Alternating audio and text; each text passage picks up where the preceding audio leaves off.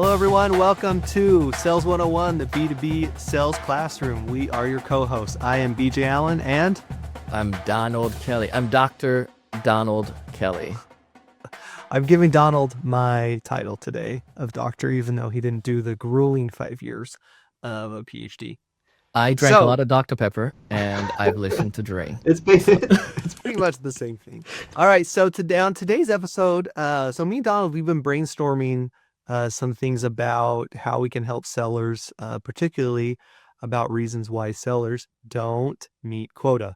And one thing that's been a hot topic in the sales circle is the issue of the buyer's journey. And with so much information out there right now, buyers are coming to sales conversations a lot more prepared. So that's a good thing and a bad thing. So, as any seller would say, it's great to have for the buyer to have some background into kind of what's going on. So you can kind of go right into the meat of the conversation. But that poses a big problem. So I'm going to let Donald introduce that problem, and then Donald's going to teach us a little bit about how we can overcome that. And I think some kind of exciting ways that we can integrate this in the conversation. All right. So Donald, tell us, what problem is that causing for sellers right now? The great thing about it, like you're saying, a more educated buyer is a good thing, right? The challenge that we find is when we found, like back in the 70s and 80s, that access, or before, even in the early 90s, that access to information is one of the reasons why buyers came to you, and it made you even more of an effective subject matter expert. I say you as a seller. And as we came into the 2000s and we started to experience more with the internet, the buyer could help solve some of those problems. So there's like, well, why do I need the rep? And in most there's a study that came out, I think it was Gartner, like 43% of buyers, around 40%, said that they prefer a seller-free environment. Now, there's other parts behind that too, where some of them regret it. But the way that we're moving is that most people want to have that interaction where they can do things independent of a seller until they're ready for the seller. So now let's say the buyer now, the challenge, 57% of the way down the road, they have made decisions internally. They have done their research. They have selected some things. And unfortunately, if this information they're selecting, the information they're looking at, doesn't have you or your company on it, then therefore you are shut out. Even though it may not necessarily be true, you could potentially solve the problem just as or better than some of the people that do have great content out there. But because you don't, you are shut out. And this is the principle, BJ, is that it's no longer about being the best, which it is important to be the best. Please don't get me wrong. But it's more important to be the best known in your space in this era. And if you are, because you could be the best and have the most perfect solution, but if no one knows you, if I'm building a list, shortlisting companies, and with, before I take it to a buying committee internal, before we even reach out to the first 3 vendors, and you're not a part of that cut, it doesn't matter how great of a solution you have. You're just invisible to me, right? So there's probably some people listening who are like, well, why would the people reach out to me then if they've already personally made a decision? Or maybe it was an outbound. Why are they taking the appointment with me if they've already made at least partially the decision who they're going to go with? Yeah, so there's a couple pieces of that. Like right now, I can just tell you deals are closed and you're not even aware that these deals will close because you weren't shortlisted. So that's facts. 2 is the other side. Let's say you are doing outbound and they do get you, you do catch them and they say, yeah, Donald, I am interested. Send some information. I am giddy thinking I am the only one, but this one has dated like 3 other people already. And here I am coming late to the party thinking that I'm the solo lover. And come to find out that you make a decision and leave me at the altar with my proposal in hand. And that's one of the challenges that you might have. And the other part to that too, BJ, is a phenomenon that I saw when I sold software. I realized how the sausage was made, and I was so devastated because I'm like, that's not fair. That's not that's not real. And what happened was there was something called an RFP, and some of you may know about this. It's essentially a request for proposal. And what happens is companies that every so often will say, we need a new solution, create an RFP or put what we are looking for in this in this product or service, and then put it out there to some select vendors or put it public, and they can fill it out and come accordingly. But in software, what started to happen, when I first read some of these RFPs, I'm like, these are some very specific things, because those RFPs were created based on another company's solution. So let's say I have my solution is a pen, and you could write with this pen, and you can, I don't know, pick your nose with the pen, or you can just use the pen here. But BJ's pen has the capability to also have a marker on the top, and BJ's pen also has the ability to be erasable. So the features that were created for this RFP, the request, it says your solution must be able to write with black ink. Yes, it must be able to have a highlighter. Like, wait, what? And it must also be able to have a whatever the second, third feature is. And it's like, wait, I can't do that. Well, you don't qualify for the RFP, because the RFP was built on the requirements of another solution. And that's what happened. So you find companies out there that create RFP templates, or maybe they're friends with a certain, they've built the relationship over the years. And I've had this where I may have built a relationship with BJ. I called him and he said, Donald, we're not interested right now. We're not ready.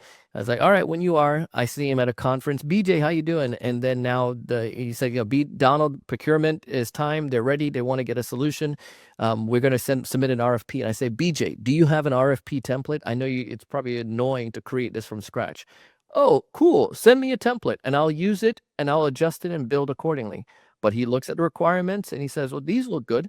And he builds it, and it leans towards my solution and not necessarily towards everyone else out there. That's happened because and imagine that happened in a social sense, where we have relationships now with companies. We are sharing content. We have a podcast, we have a blog, we have a newsletter, we have social content that we're sharing, we have white papers. And this allows for everyone in our industry to know of us. They use our information against everyone else, and that makes it tough. So when I found that out, I was like, wow, this is how the sausage is made. And welcome to the real world, kid. It's not just beef, it has toenails in it as well. So I think there's a few things that I Yeah. hope our listeners caught on to, and that is this process of, let's say it's an RFP, and there could be the context where the buyer's like, you know what, I know exactly that I want Donald's product, but procurement said I need to do an RFP, so I'm going to create one that's really designed for Donald. There's also this one where there's also this circumstance where the buyer is putting together an RFP, and really the only context they have for a product that's kind of like that is a well-known product. So they go to their website, they talk to their sellers, and then they put that into the RFP. And it may not be that they want to go with them particularly. That's just kind of the context in their head. But either way, like, this is very important for a seller to understand. So from a professor's perspective, if my goal is to help my students be prepared for their first job, and I know that this is happening in the industry, and it's happening more and more with the advent of AI and so much information gathering. So now let's talk about, what are we going to do in the classroom? So Donald, let's discuss, what are some things buyers need to do to mitigate this issue? What are some things that buyers need to do when they go into an RFP process, knowing that this likely has already happened? And then we could talk about how we can implement some of those teachings into the classroom. When you say buy, you mean sellers? When sellers need to do? Sellers. What sellers need to do. So it's like, man, he's got to give me a hard one. This is like one of those exam questions. You're like, okay, I don't think the professor meant to say this, but I don't want to answer this question wrong. Yeah. So Donald, good job. I just wanted to test you. Yes. You caught. Did you write this question with AI, Professor Allen? You caught me. So, Donald, what am I going to do as a professor to help Yeah. my sellers?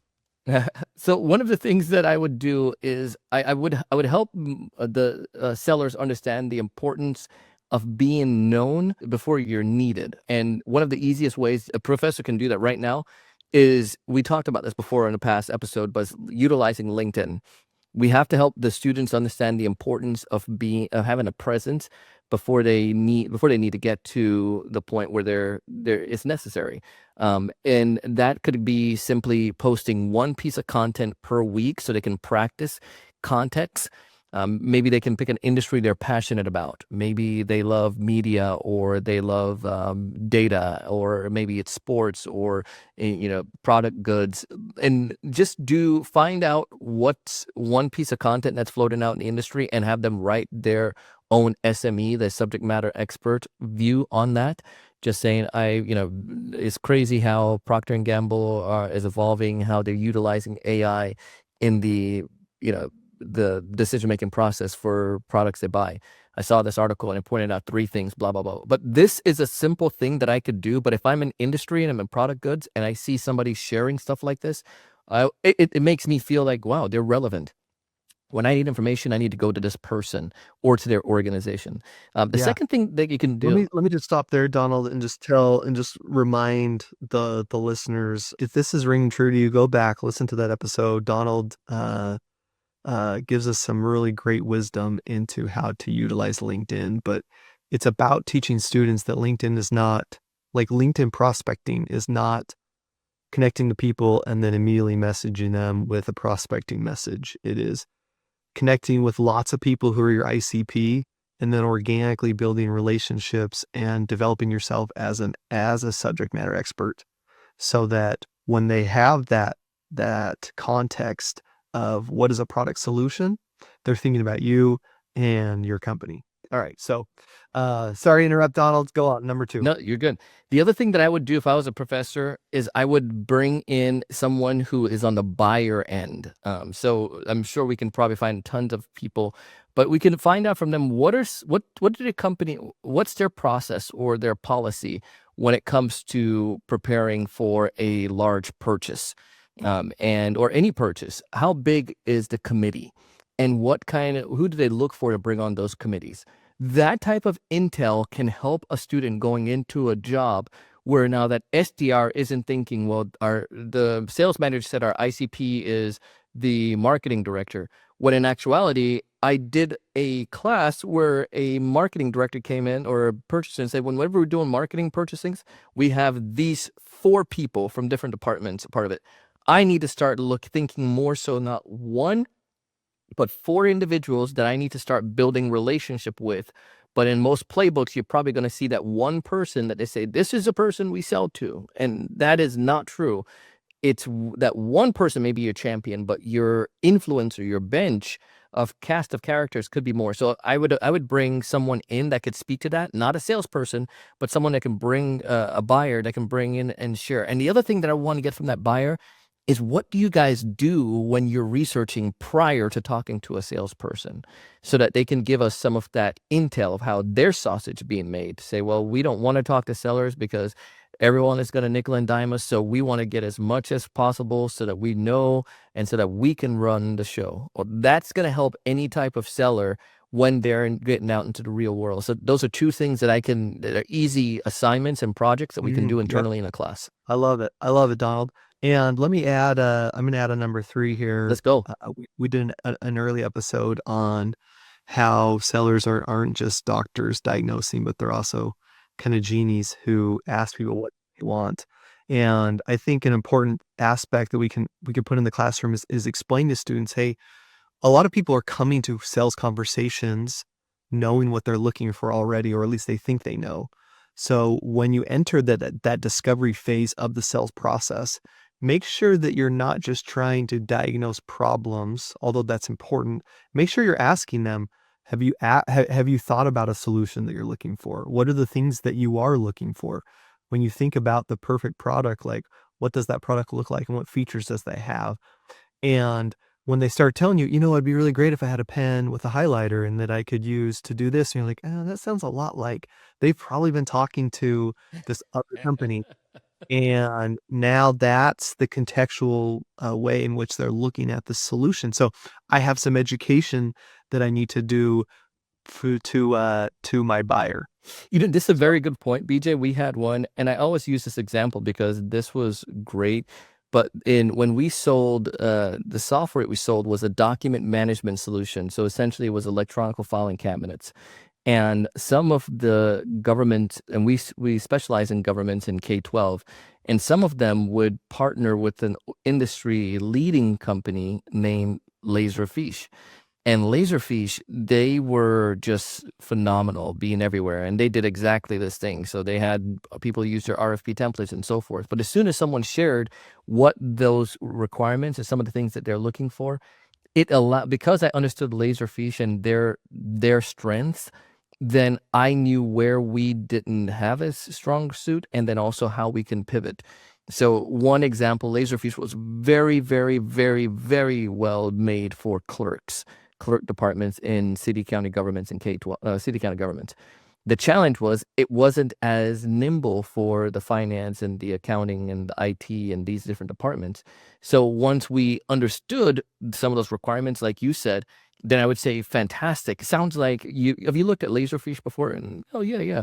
Well, they're great for the clerks, but I understand your solution is not only for the clerk. You're looking for something for a whole department, right? Are you looking to purchase 2 solutions or 1? Okay, well, you probably should look at a solution that can work for the clerks and the other department. And here's some other things you can look at. But that education made it such a big difference, man. Yeah, learning how to position your product compared to maybe the leading competitor, helping people see what the difference is without Yeah. putting the other product down. Yeah, it's the last thing you want to do. So let's summarize what we talked about so far Let's do and it. then what that looks like for a professor in the classroom, right? So number 1 is teach students how to use LinkedIn, not just as a cold contacting tool, but to develop yourself as a subject matter expert. And in terms of what that looks like in the classroom, go back and look at an episode just a few episodes ago where Donald gives some very concrete ways to do that. All right, number 2 was making sure that students understand the buyer's perspective. So we talked about bringing guest speakers in, not just bringing sellers in, but bringing buyers in to say, hey, these are the people who usually make these decisions. This is how they're thinking about it. By the time I've talked to you, this is already the thought process that we've gone through, the RFP, etc. Number 3 was teaching students in your role plays and during discovery how to ask questions that help uncover what they value. So not just asking questions to diagnose the problem, but figuring out what are the things that they're looking for. And a lot of times buyers are like, I don't know what I'm looking for. I just talk to because it sounds interesting. But a lot of times buyers do know. So making sure we're implementing those things in part of our discussion and part of the questions we're teaching students to ask in the discovery call. Donald, anything else you want to add there? Yeah, just saying this is not too difficult, not too complicated, but it is an easy step that is often overlooked, that giving your students this knowledge and equipping them with will give them light years ahead in terms of their ability to be competitive, comparable to other sellers that are out there, and also to be able to best aid customers as well. Mhm. So apply it. Love it. We'll Love put a it. link down to those episodes in the show notes we mentioned, BJ, so folks can get access to them. Yes. Great idea, Donald. Well, we're going to end our episode now. Thank you so much for joining us. As always, we get to learn from the great sales evangelist, Donald C. Kelly, as he spits, as the kids say, spits facts and bars to all of us. If, as always, we want you to succeed in the classroom, that's why we've created this podcast. If you like it, please share it with another professor. We want everyone, this is free content. We just want sales professors to succeed, and we want students to love sales education. So until next time, Sell something.